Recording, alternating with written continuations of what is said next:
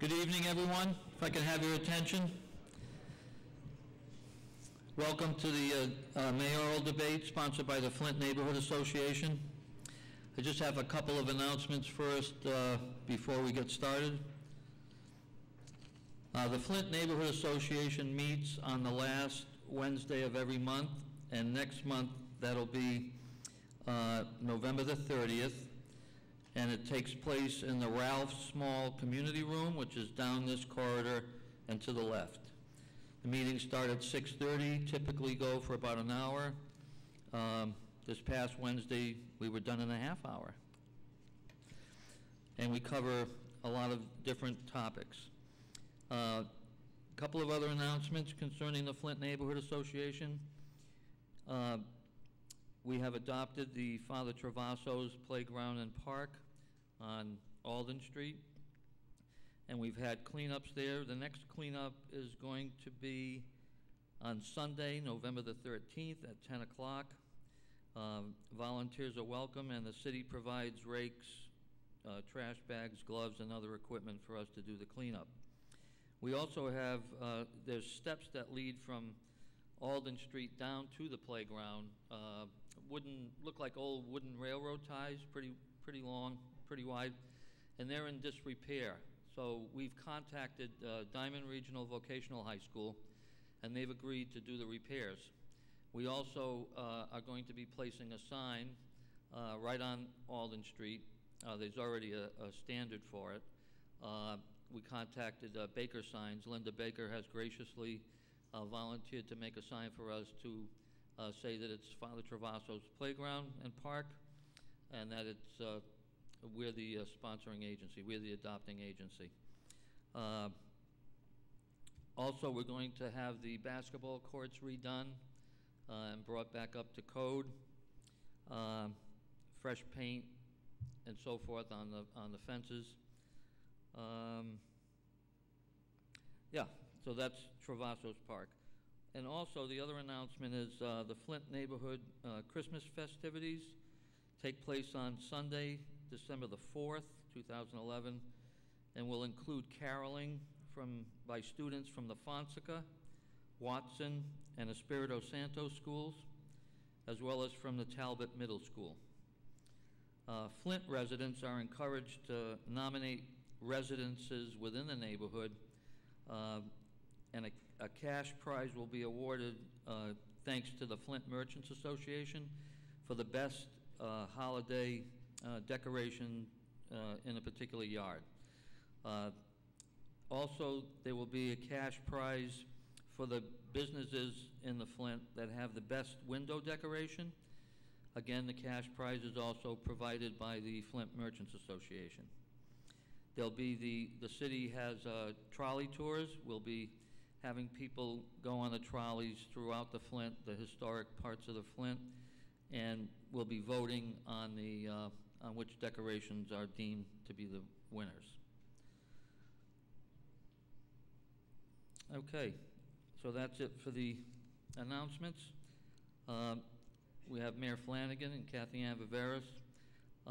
We had a coin toss to decide who would go first to answer the questions, and Kathy Ann won that coin toss.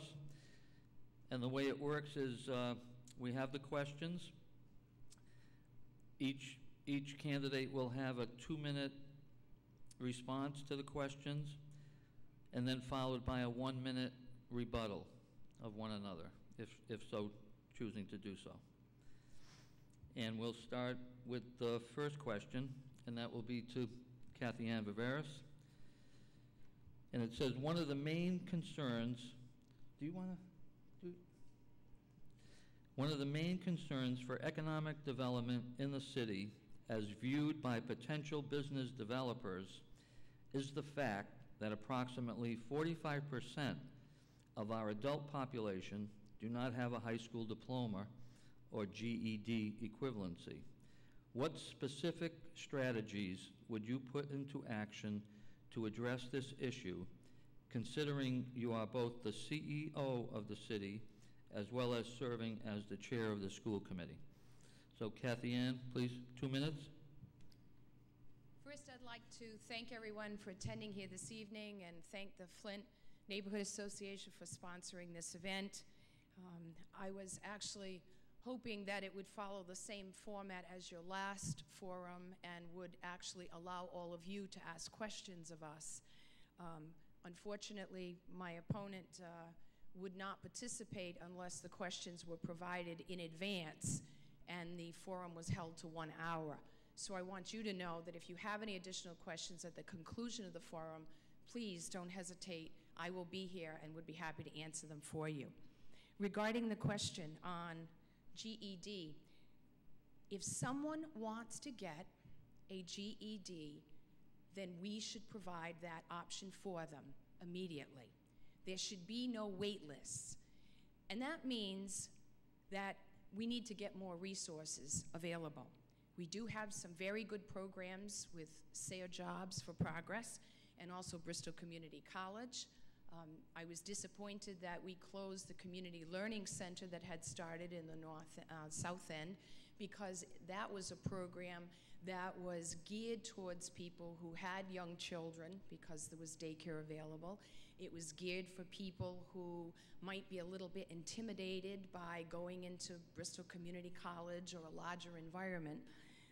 But nonetheless, in your master plan that was completed in November of 2009, and you'll hear me reference that a lot during the evening, we actually had planned to expand those community learning centers and provide for lifelong learning for all the people within the community, whatever their needs might be, whether it's GED or extra learning in the area of English language learner or et cetera. So I'm a big believer in lifelong learning, and I will work very hard to provide all of those opportunities.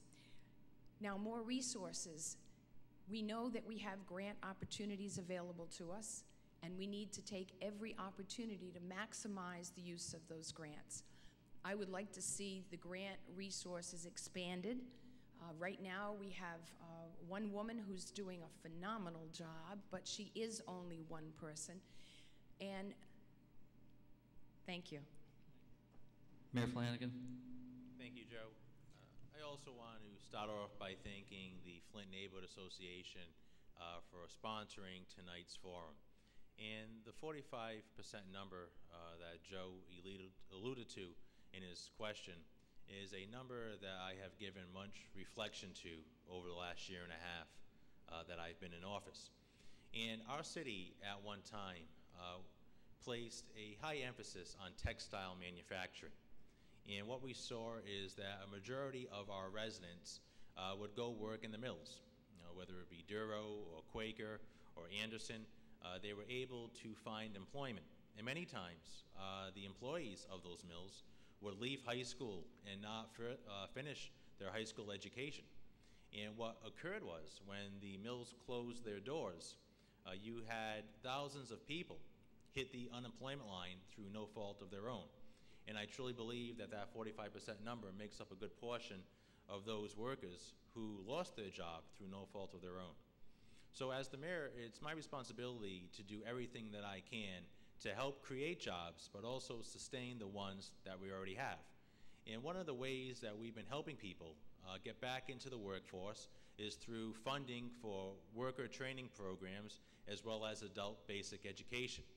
Now, we have been a proponent of partnering with SAYER Jobs as well as Bristol Community College to ensure that people who are unemployed have an opportunity to go back, whether it be the Career Center or SAYER Jobs or BCC, to receive a high school diploma or earn credits towards it, to earn credits towards an associate's degree or a higher degree, also to receive training on resume writing or interview skills. Those are all components that individuals need to make sure that they sharpen when they're going out on a job interview and they're looking to compete in the job market. So as the mayor of the city, I am consistently doing everything that I can to help individuals who are currently unemployed get the skills that they need to compete in today's job market. 1 minute, Mrs. Viveras, 1 minute rebuttal. Okay. Mayor Flanagan, 1 minute rebuttal of Mrs. Viveras?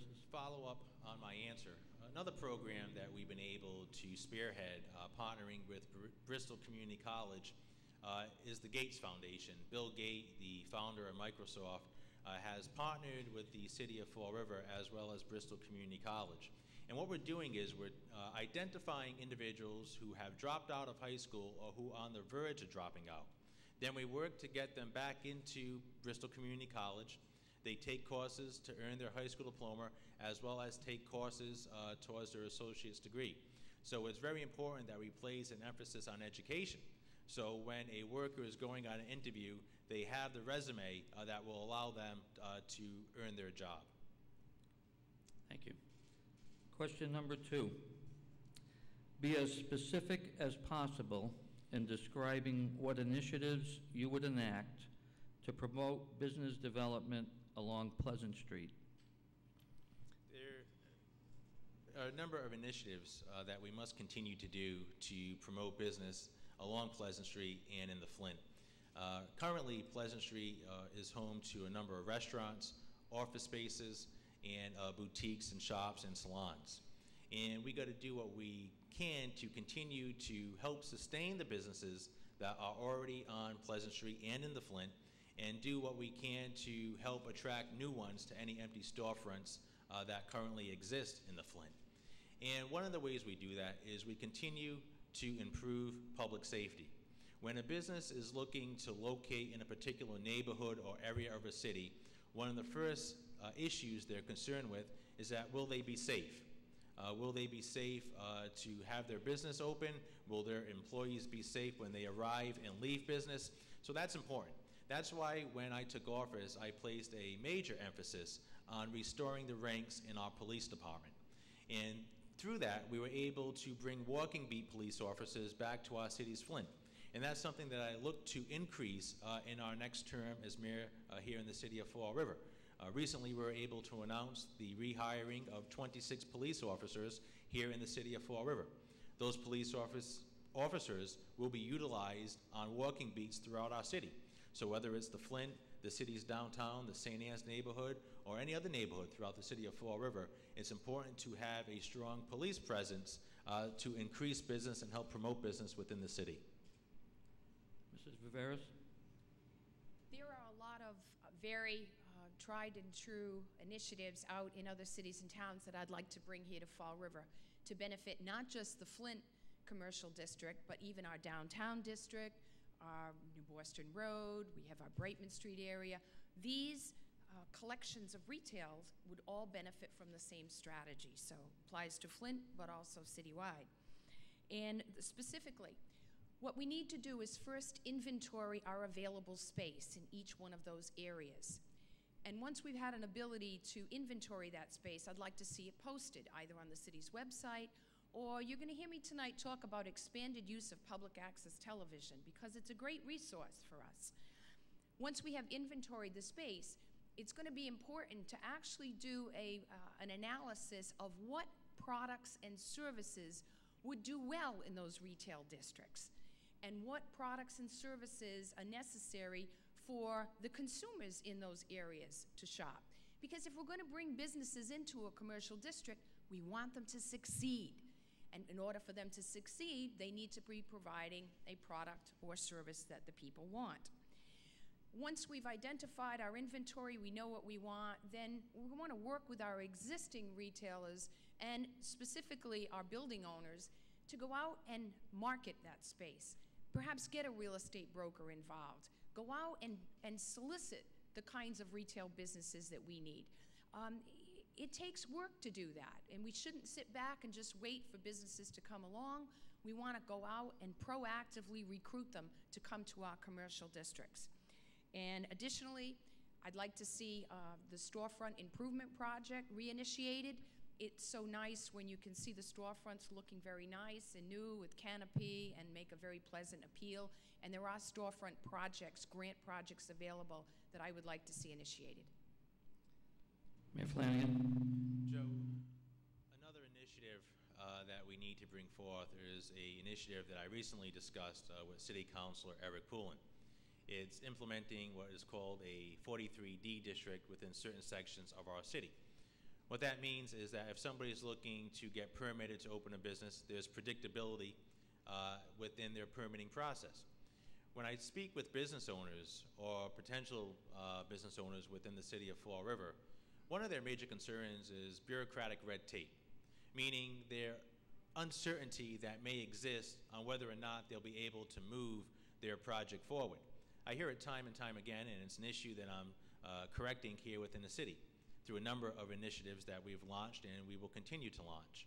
And when someone wants to open up a business or go for a variance or go for a certain construction project, they complain about having to go to various boards and also having to hire attorneys and go to court, and maybe 5 or 10 years from now they'll have an opportunity by a judge to open up their project. We're going to do all that we can to streamline that. And one of the initiatives that I brought forward over the last year and a half is having better communication amongst our inspectors.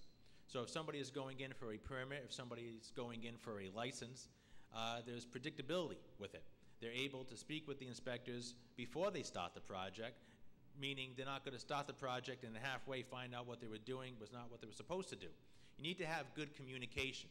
The more we improve upon our communication with government and the business sector, the more fruitful, I believe, we'll see businesses opening within our community. So improving communication, making sure that we're doing all we can to improve public safety, and having predictability with zoning is something that's very important to having a successful business atmosphere, just not in the Flint, but throughout the entire city of Fall River. Mrs. Viveras, rebuttal. As part of my economic development program, I'm working very hard to try to provide the services necessary to keep the jobs, to protect the jobs we currently have in our community. And I'm going to be launching a business outreach program. So we're in regular communication with businesses to make sure we're doing all we can as a city to help them to make it in Fall River. Now specifically, we know that the Flint in particular has had a problem with litter, difficulty getting the litter ordinances enforced so that they can keep their streets clean. This is something that the city can do, and it's a low-cost item, but it would make a huge business regarding keeping the streets clean. We can work on addressing the vacant buildings that are along Pleasant Street in particular, but again, throughout our city, so that we can get those back in service and do whatever is necessary, because they create blight in our commercial districts and even in our neighborhoods. And then finally, I'd like to see a very ambitious beautification program. Thank you. Mayor Flanagan, rebuttal. Well, one thing we must continue to do is another initiative is to strengthen our business districts and associations. And Carl Caesar, part of the Flint Merchants Association, has been doing that here in the Flint. And you can see the fruits of his labor paying off. The Flint has been very motivated within the last several years, and you've seen new businesses locate within the Flint to open up their shops. So there's a number of components that go into making sure that you're successful in business. As the mayor of the city, I know what we need to do. I know what needs to get done to get there, and it just takes time to implement the plan to making sure that we're doing all that we can to help our business community. Thank you. Before we move to question number 3, I just want to take a moment to acknowledge Sergeant Smith, one of Fall River's finest, right in the back here.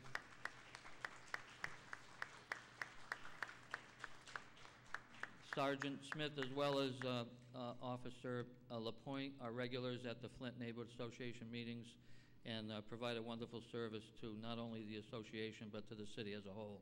Thank you, Sergeant Smith.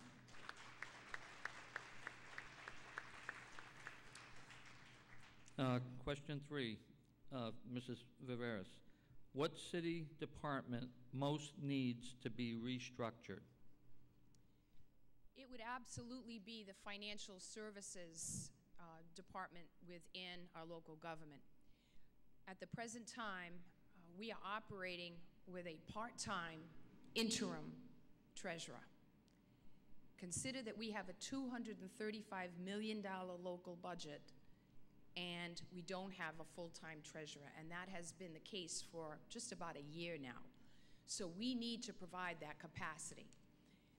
I have said many times that I would not use the position of city administrator, and primarily because I have a master's degree in business administration, have spent 20 years managing in senior level in the private sector, and felt that was an area where we could reduce our costs. And again, the object being to have the department heads accept responsibility for the management of the departments and simply hold them accountable. The Department of Revenue, however, has been requesting for some time now that the city get a full-time treasurer. And given the size of our budget and the needs that exist, what I would be advocating is that with the elimination of the city administrator, that we actually combine some of those resources with the current treasurer's position and create a CFO, a Chief Financial Officer, someone who has the skills and talents to really do an effective job at managing your tax dollars and all the other fees and revenues that you provide to the city of Fall River. Again, I think it's something where we saw what happened to us just this past year where the audits were not completed on time. That was due in large part because we had virtually decimated the financial services department. And if we're going to maintain good quality audits, we're going to get our balance sheets done correctly and submitted on time, we need a good financial services department. So that would be the one that I would focus on. Thank you. Mayor Flanagan? Thank you, Joe. One of the areas that we need to overhaul in city government is our planning department. And I say that because right now they are currently understaffed. And so many of our projects for the future, and that's really, I think, the theme of tonight's debate is the future of Fall River. So many of our projects that are coming off the drawing board need to make sure that they are implemented properly. Whether it's zoning, planning issues, conservation issues, we need to make sure that the future of our city is being planned according to our master plan. And that's something that we're going to continue to move forward here in the city of Fall River, because it goes back to what I was speaking about earlier, having predictability within city government. When businesses want to locate within your city, or when somebody wants to move within the city of Fall River to help make it a better place, they want to know that there's going to be predictability. Look, mayors come and go, department heads come and go, there's turnover and change within government. So to look for the long-term future of success, you need to make sure that you're implementing your master plan. And that's where the planning department really needs some extra help working alongside the administration to ensure that that document is being implemented accordingly. So as we move forward into the next 2 years, that's going to be one of the places that we're looking to focus on, because we have so many beautiful amenities within our city. Whether it's our waterfront, whether it's our homestead parks, whether it's our neighborhoods like here in the Flint, there's so much we have to offer, and it's important that we continue to work together to accomplish what needs to be accomplished. Thank you. Mrs. Viveras, rebuttal? A key component of the restructuring of the Financial Services Department, it actually affects all of our city departments, and that is a renewed emphasis on customer service and understanding that you are all government's customers. And we want to treat you as such. We want to provide you with quality customer service. And the 311 program that I'm advocating for is one that's going to allow you to track the progress of the complaints and the service requests that you may have. So again, we can do a better job at providing you those services, or at least keeping you informed. There's nothing worse than frustration. You file a complaint and then you hear nothing. And that tends to increase the anxiety and the agitation. So again, the 311 service, very important. I'll speak just briefly on the issue of the master plan. I was very actively involved in the creation of that plan, and we built into that plan some very detailed steps for implementation. And those detailed steps involved a lot of volunteer initiative. Volunteer initiative that doesn't cost any money to implement. And not only that, it gets everybody actively involved, and when people feel like they're a part of something, they want it to work. And that really is how our master plan is going to get effectively implemented. Not necessarily with more staff, but with more involvement from all of you. the community, working towards the goals that you've outlined as important to you for your quality of life. Mayor Flanagan, rebuttal? Thank you, Joe. I just want to take a moment to disagree with my opponent regarding the financial service department within the city of Fall River. When I was first sworn into office, our city was backdated to 2006 on uncompleted audits. And within less than 2 years, we completed 5 years worth of audits. And that's something we were able to get done by working together. The Department of Revenue, when I first took office, was threatening to place our city into receivership. Just recently, in a communication with the Department of Revenue, they are no longer persisting with that threat. They recognize the work that our financial department was able to get done. We've been able to stabilize our bond rating. We're reconciling cash on time within the city of Fall River, and that wasn't happening before 2010. We had work piling up on desks, bills piling up on desks, checks piling up on desks that weren't being properly taken care of. And yes, we had to transition some department heads out, but we're working to strengthen our financial team. It's taking place, and we're building a stronger Fall River fiscally for the future of our city. Question number 4. Is there a strip club in Fall River's future? Yes, Mayor Flanagan, please. Sorry. Thank you, Joe. I hope not. And the strip club issue was an issue that affected many neighborhoods throughout the city of Fall River. And my opponent, when she was on the city council, actually proposed zones within the city. Her first proposal would have called for a zone within Maplewood and the Niagara neighborhood sections of our city. And then her amended zone actually called for a strip club being placed on Pleasant Street behind the police station. And I've never supported establishing a zone within the city of Fall River. The courts of our Commonwealth don't require you to establish a zone. Currently, we have zoning regulations on the books which help regulate where a adult entertainment facility can be established within your city. And many of you remember that when I was sworn into office, I tried to strengthen those regulations by putting forth strict guidelines on adult entertainment within our city. That proposal was shot down by the City Council after it was fully debated. So currently, we do have litigation that is open in the United States Federal Court. A judge has heard that case and will issue a decision on the zoning regulations that we currently have. So this is something that we had stood up for the residents for, Joe, and we will continue to stand up for the residents of our community. This issue is an issue that is worth fighting for.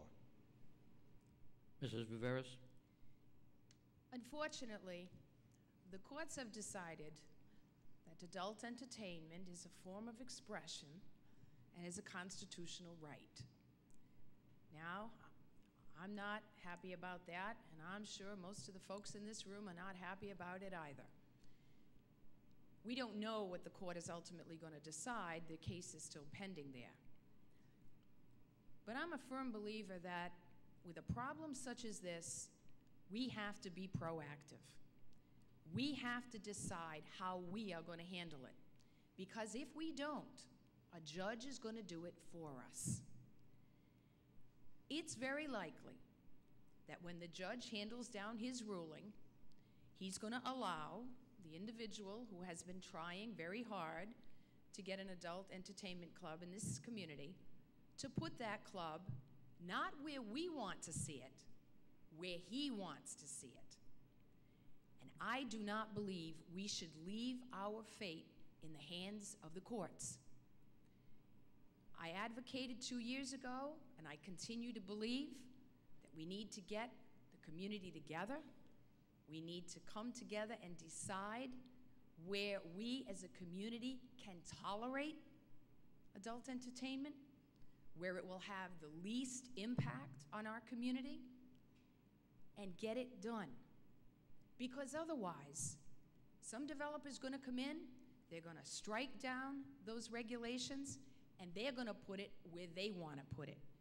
And trust me when I tell you, it won't be where we want to put it. We cannot leave our fate to the courts, not to mention the expense of the legal fees. The individual in question, if he prevails, you know we're going to hear about paying for his legal fees. And if it's $100,000 or $200,000, I can think of a much better way for us to spend those resources in this community.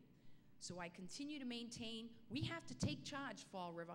We have to decide what works for us and not allow the court or anybody else to tell us what we can and cannot do.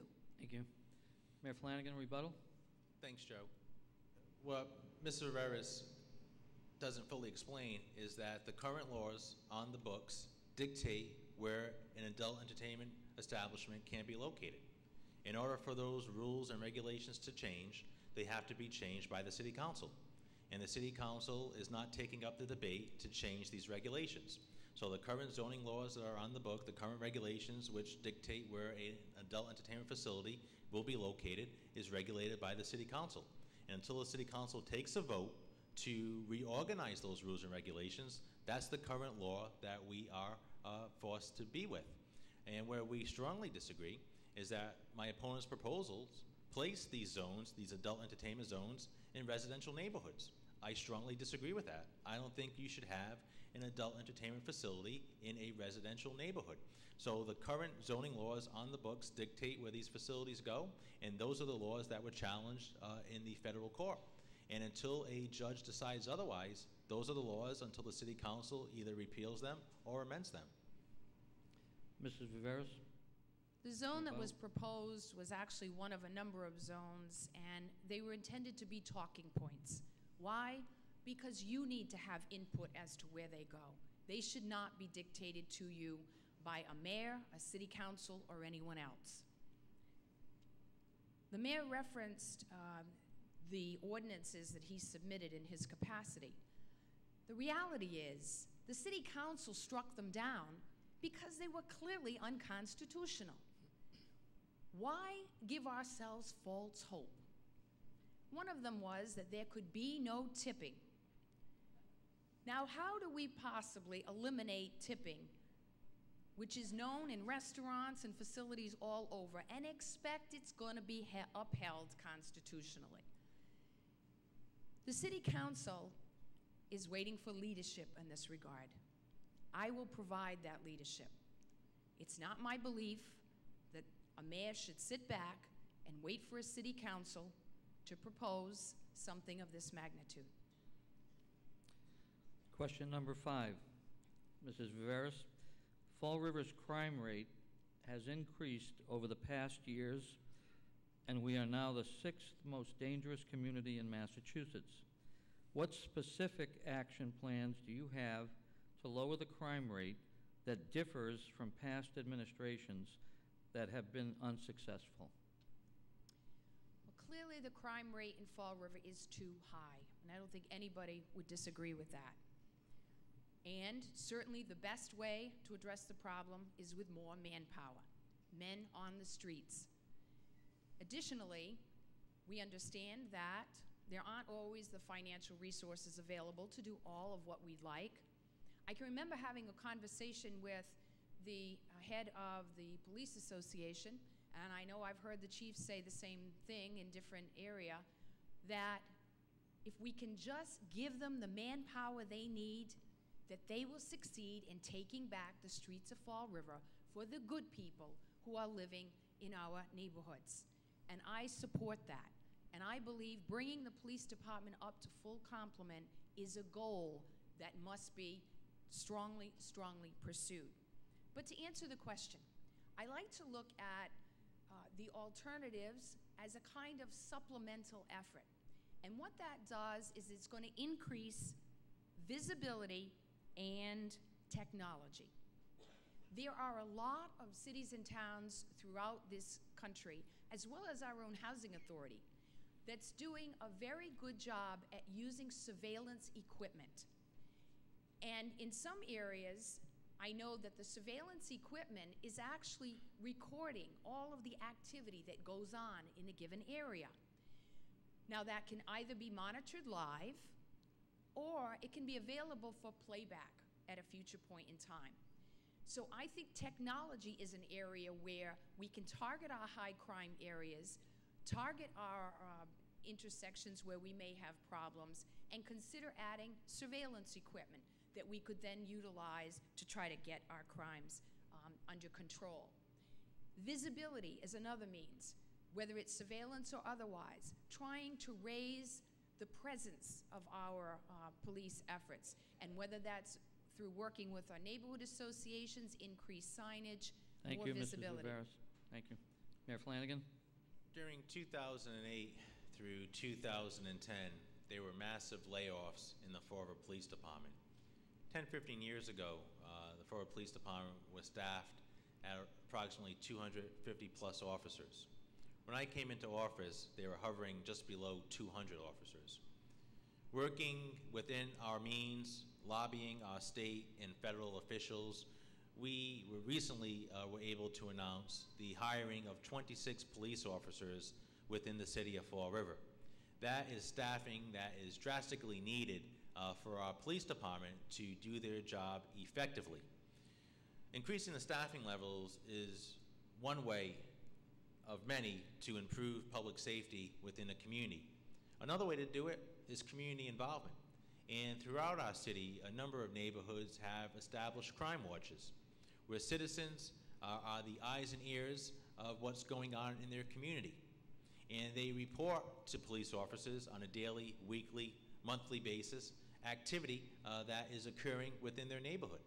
And the police department takes that information very seriously, and they follow up on it. And it's those tips to our Fall River Police Department that help solve many crimes that occur within the city. Another initiative that we're bringing forth is an initiative that was done in Newark, New Jersey, where you partner citizens with police officers, and they go on walking beats throughout the city. It's a volunteer effort. Our Fall River Police Department is volunteering to do it, and it's a way to help boost morale in a community, help alleviate the fear of crime that some may have in a neighborhood, and it shows a partnership between police and citizen, a partnership that doesn't always exist in certain communities throughout our globe. Here in Fall River, our citizens support our police department. The men and women of the Fall River Police Department put their lives on the line on a daily basis to protect and serve our community. And as the mayor of the city, I will continue to support our police department, doing everything I can to give them the resources they need to effectively do their job. Thank you. Thank you. Mrs. Viveras, rebuttal? Yes. While I served on the City Council just 3 years ago, the City Council supported an initiative whereby we actually put together an educational program that we took out into the community. And we went before nonprofit groups, neighborhood associations, anyone who would have us, and we outlined an entire PowerPoint presentation, and I was very pleased that Officer John LaPointe was an active participant in that, with an eye towards providing the public with information as to how they could improve their properties to try to reduce crime, about how they could use the TIPS line in order to report.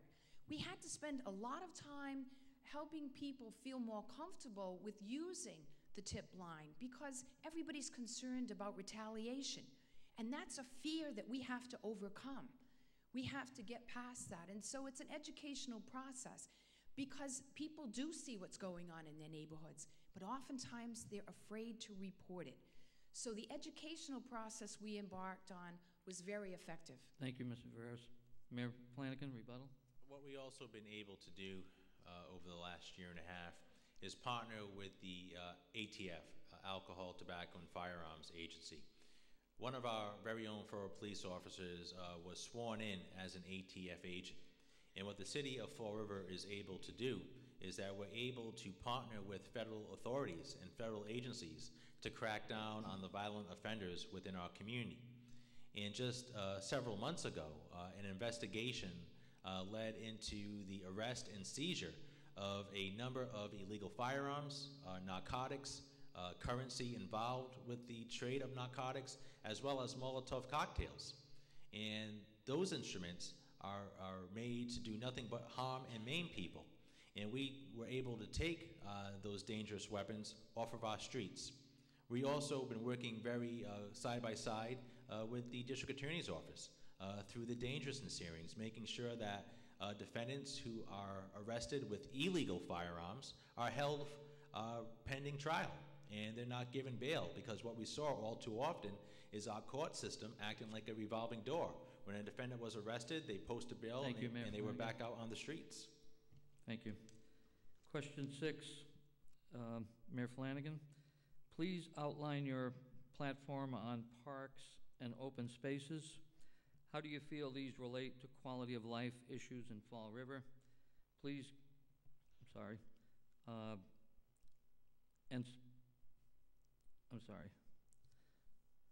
How do you feel these relate to quality of life issues in Fall River? And please give specific examples of what you know and believe. As mayor of the city, we were able to promote a open space and recreation committee. And I truly support open space and recreation throughout the city of Fall River. It's important because it is a quality of life issue. Our city has tremendous parks within it.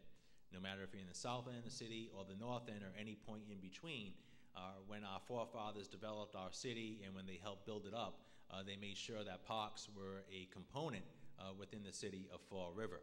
And the neighborhood associations especially, and you talked about it earlier, Joe, in your opening statement, have done a tremendous effort in preserving and improving the parks within our city. And open space is important too. It's important because it's another quality of life issue. You need to make sure that there's open space within a community. All too often we see communities become congested and properties being built on postage stamp sized lots, and that could have a detrimental effect on a city that is moving forward. So whether it's preserving open space or making sure we're doing all that we can to improve parks within the city, these are parks which our families use on a daily basis. Go to any park within the city and you're going to see good quality life issues taking place within these parks. And we have to do all that we can to ensure that the good people use them. We make sure that the bad people stay out of them. And by working together, we'll be able to accomplish this. Mrs. Viveras, please. A good deal of effort was expended on this initiative when we were doing the master plan. And as I said, you'll hear me talk about that a lot, in November of 2009. And a very good cross-section of people from throughout the community came together and developed a plan to renovate our parks, beautify them, and make them places that would truly add to the quality of life for all of the residents within our community. And specifically, there is an open forest plan that was initiated, probably almost 8 or 9 years ago, that needs to be continued. So this is not something new, but I'm a big believer in giving credit where credit is due. And when it comes to our parks, there are a great many talented individuals within the community who have really taken the lead on this. And as mayor, I will support those individuals and encourage the programs that they've started. I'd like to see us form a nonprofit friends group that would help us in fundraising to support our parks. Certainly we can go after grant funding, but we know that there have been cutbacks in community development and those kinds of funds. So I'd like to see that nonprofit group mobilized in an effort, as well as the Adopt a Park plan. I know the park advocates are working very hard to get people to adopt the various parks. That's a great initiative.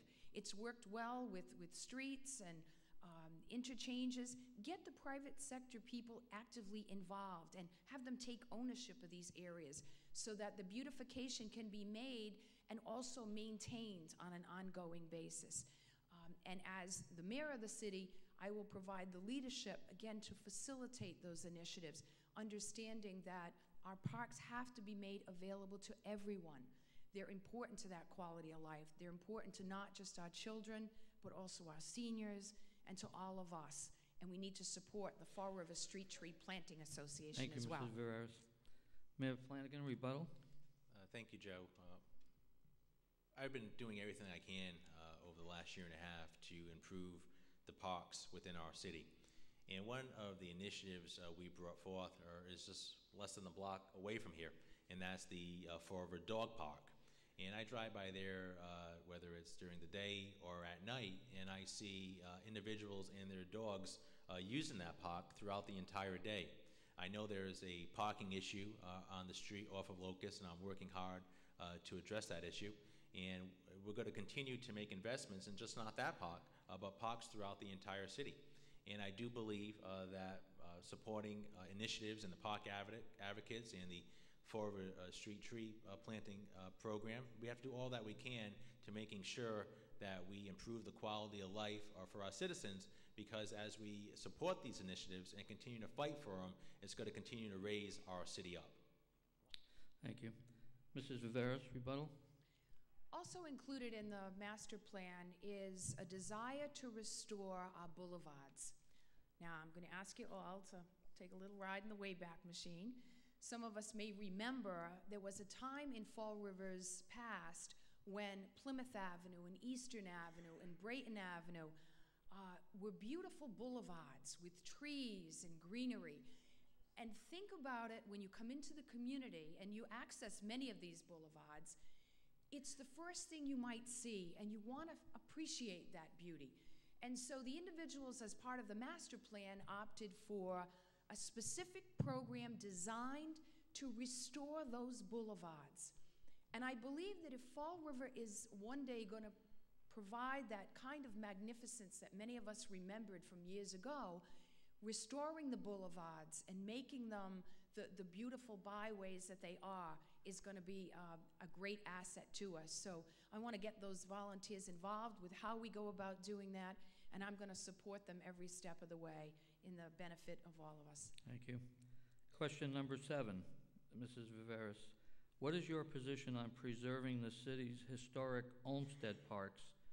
And specifically, what would you do to ensure their long-term visibility consistent with the Massachusetts Historical Commission's guidelines? We are very fortunate in Fall River that we do have 3 Olmsted parks. And just by way of information, Olmsted parks are designed by a very prominent and very famous park designer, so we should be pleased that we have those.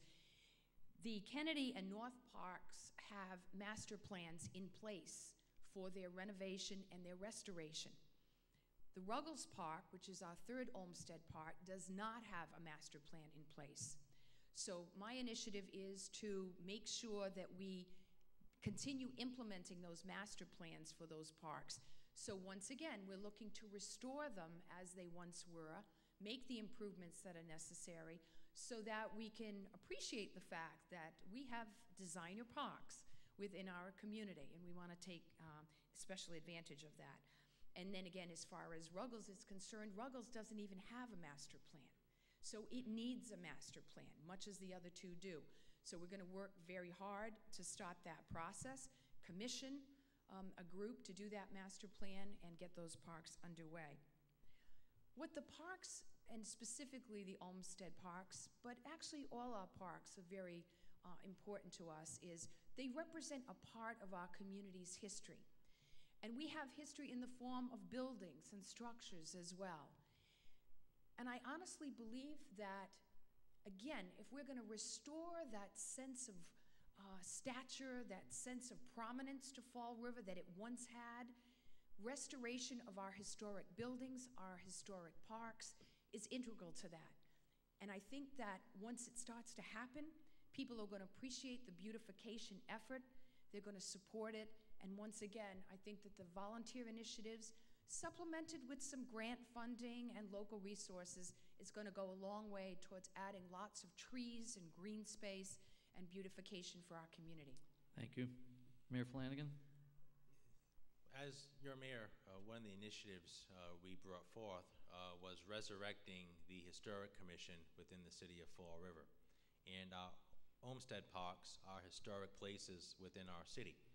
And the Historic Commission is made up of a diverse group of individuals, people who are very passionate about historic preservation.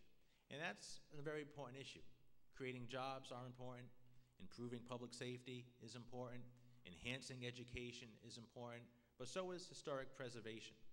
And our city has so many historic places in it. No matter what part of the city you are in, there is a place that has history attached to it. And one of the goals in forming this historic commission and resurrecting it was to ensure that they were going to be the gatekeepers of our historic properties within the city of Fall River, that they were going to watch out for future generations and protect these properties to make sure that their characteristics and their history was not disturbed. And that's important because when you look at these parks, they're beautiful. You can see the design and the effort that went into them. And there's 351 cities and towns in Massachusetts. And not too many of them can say that they have 3 homestead parks, that they have that type of characteristic within our city. So we have to continue to do all we can to promote historic preservation and do all that we can to protect the historic places within our city. Thank you, Mrs. Viveras. Rebuttal? Our parks are part of our natural resources within the community.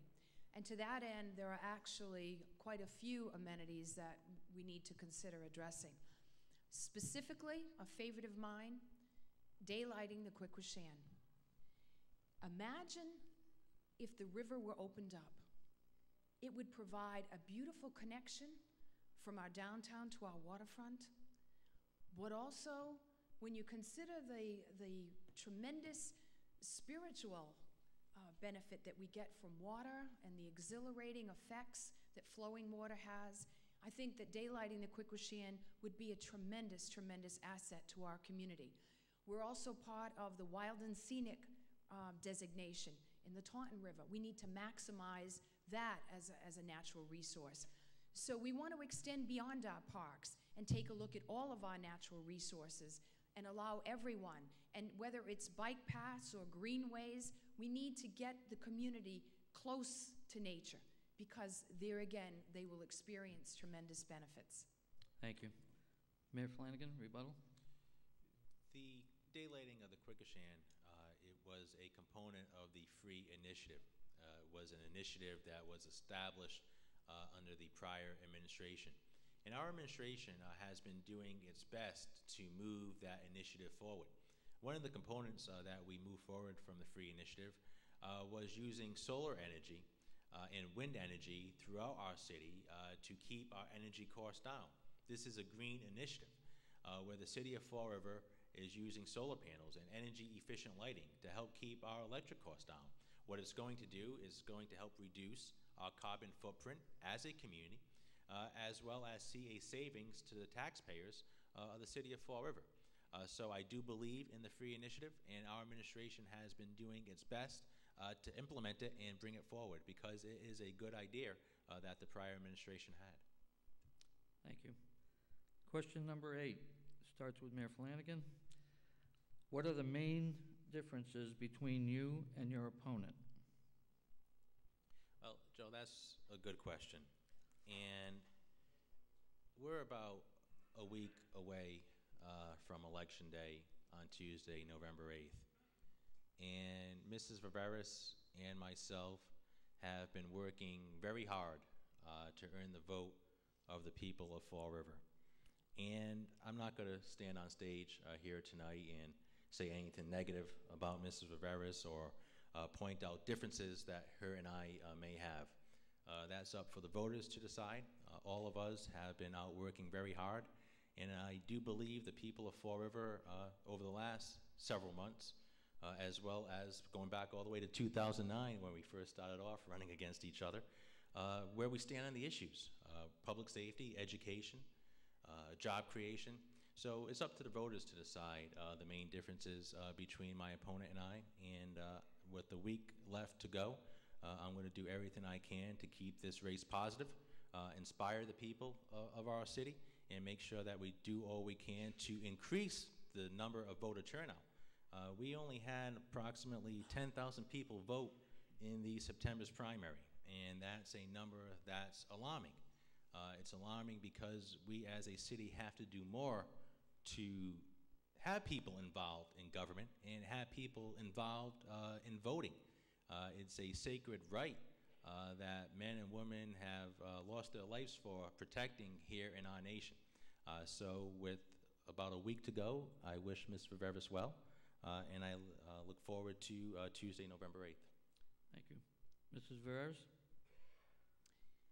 It will be the voters' decision as to what's important to them when they go to the polls very soon. What I bring to this position is maturity and life experiences. And given the challenges that confront us, I think this is so very important.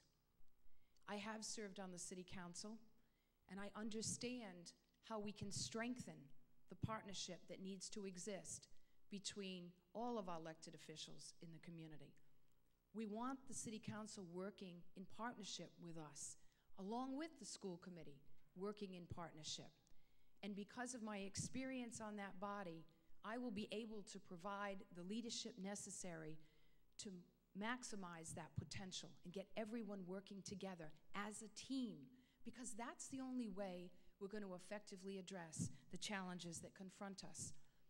I do have a master's degree in business administration, 20 years of private sector experience, and when you think about the fact that the mayor manages a $235 million budget, I think there's a great advantage to bringing someone with strong business experience to the task, especially now because we have so few resources.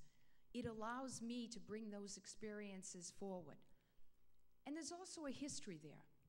I did serve with other mayors, and I can tell you that we need to take the initiative and do all we can to make government apolitical. We want the most talented people serving on our boards. We want a talented group of volunteers to feel like they are part of the future and part of the process that's going to turn our community around. And it's because of my business management experience that I know that unless we pull everyone together and muster that talent, we're not going to achieve half of our full potential. So I think that this is something that I bring, that experience. Thank you, Mr. Viveris. Mayor Flanagan, rebuttal? No, thank you. Mrs. Viveris, rebuttal? Yes. I can recall a good example. Former Mayor Carlton Viveris put together a Greater Fall River Task Force. And I know some of us in the audience would remember that. And what it did was it brought private sector executives together who helped the city to plan initiatives not based on good politics, based on good government. And we need that back again. We need to be able to launch programs and move forward based on what's in the best interest of all the people in the city of Fall River, not just a chosen few. And when we make it apolitical, when we have talented people watching and participating in our government, they make sure we all stay focused on the goal.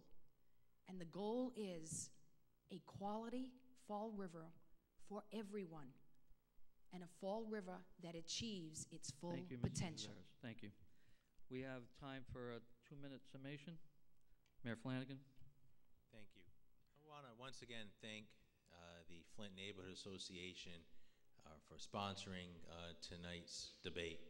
And it's neighborhood associations just like yours that continue to drive and move our city forward. And over the last year and a half, we've been doing all that we can to improve the quality of life throughout the entire city of Fall River. And I've been fighting hard for all of our citizens, those who voted for me, as well as those who voted against me, because we are all citizens of Fall River. 88,000 plus people reside here in our city. And we have to continue to do all that we can to bring the community together and move our city forward. And when I was first sworn into office, the Department of Revenue was threatening a state takeover. The Department of Elementary and Secondary Education was threatening to take our school system over. There were massive layoffs in the fire department, massive layoffs in the police department, and morale in both of those departments was at an all-time low. DOR is no longer threatening a state takeover. The DESE has stated our school system is making improvements, and we're doing all that we can to restore the staffing levels in our police and our fire departments, as well as boost up the morale of the entire city. And no one individual or one person can take credit for that. It's community involvement, community effort, people coming together to make a difference in our community. And I recognize there's still a lot more work that has to be done in all of those sectors. And that's why I sought re-election to the office of mayor, to earn the opportunity to continue what we started over the last year and a half, continuing to move our city forward and continuing to improve the quality of life for the people of our community. I want to thank you all for being here, and thank you for the opportunity to participate in this forum. Mrs. Viveras?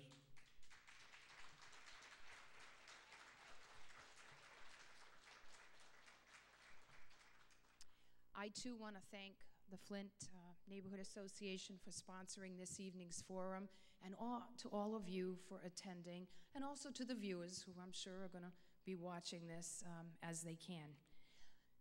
This evening, because of the format and because of the fact that you are not able to submit your questions to the candidates, we didn't get full opportunity to talk about all of the issues that might be on your mind. We didn't spend a lot of time on education, which is so important in our community for K through 12. We didn't get a chance to really expand on public safety, or what are we going to do when the SAFER grant runs out? How are we going to replace those 70-plus officers? We didn't get a chance to talk about the casino siting. I know that's a concern for some neighbors. They want to know if, in fact, their neighborhood has been targeted for a casino location. So there are a great many issues confronting our community, and I wanted to just reiterate that I'm here for you this evening. And if anybody has any additional questions that you'd like to ask of me, I'm happy to stay and would be happy to address those questions with you one-on-one after the forum is completed. We do have some very challenging times, and you have decisions to make, not just regarding mayor, but city council and school committee. And I can't stress enough how important it is that everyone get out and vote. We didn't have a strong turnout in our preliminary, and we are really hoping that it's going to be much better in the final election. And when you go to the polls, I would appreciate you to think about whether the life's experiences and the maturity that I bring to this position are in fact going to be what our city needs if it's finally going to bring the resources together and allow us to achieve our full potential. I want to leave you on a positive note, folks. We can do it. We have the talent and the ability. Join me. Vote November 8th. Thank you. Now, I'd like to indulge everyone for an additional 2 minutes or 3 minutes, because especially speaking about voting, our president of the Flint Neighborhood Association, Carlos Caesar, has something that he'd like to read to you. Carlos? Thank you, Joe. And before I start to say what I came in here to say it is, I think I'm going to have somebody in the family that's going to follow my footsteps as a community leader. My daughter, only 12, she asked me to be here today. And she's been paying a lot of attention. And I hope years from now, I hope a lot of years from now, I can stand in here and say, please support my daughter for mayor of Fall River. She's born in Fall River.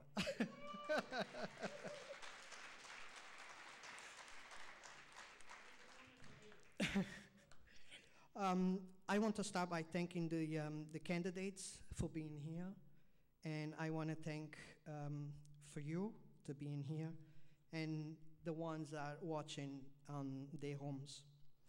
This is an event put together by the Flint Neighborhood Association, but is in behalf of all other 15 neighborhood groups that we have on our city. Today, I want to speak to those that think their votes are not important. And for some reason, they don't vote. I have a beautiful two daughters. Chantal is turning 15. She did turn 15 on the 25th, just the beginning of the week. And Kiara, that's turning 13 on January 22nd. All decisions that me and my wife of 24 years, all the decisions we make is for one day, they be proud of us. We all work together and very hard to give our children the best. Why don't we include a better city on those plans? A city that they can stay and find jobs after they graduate from college. A safe city with less crime. A city with beautiful schools. When a mayor makes a decision, he makes a decision for everyone that lives on this city. Yes, including you that don't vote. Forever one day on our past made history on our country because of our factories and mills. In the next 10 years, Forever is going to make history again when we work in our waterfront. Please be part of this history. Your children one day will say and very proud that their parents and grandparents were part of it, electing the right person to make that a reality. America is a great country, a country of opportunity, and our president is a perfect example of that opportunity. Fall River is a city of opportunity. Who will ever say that me, that came from Azores without speaking English, one day will be the one of 8 people selected by Mayor Flanagan to interview the candidates for Chief of Police. Thank you, Mayor, for that experience of a lifetime. In our lives, everything happens because we are in the right place at the right time. Fall River needs to be at the right place at the right time. Please, we need your vote. Vote for whoever you think that's the best candidate and will serve the city the best. Be part of the future of your children and grandchildren. If on this 5 minutes that I spoke, I got one more person to vote, will be a 5 minute, very well spent. I'm very proud of our country. I'm very proud of our city. And I'm very proud of the Flint. Good luck for both candidates on November 8th. Thank you.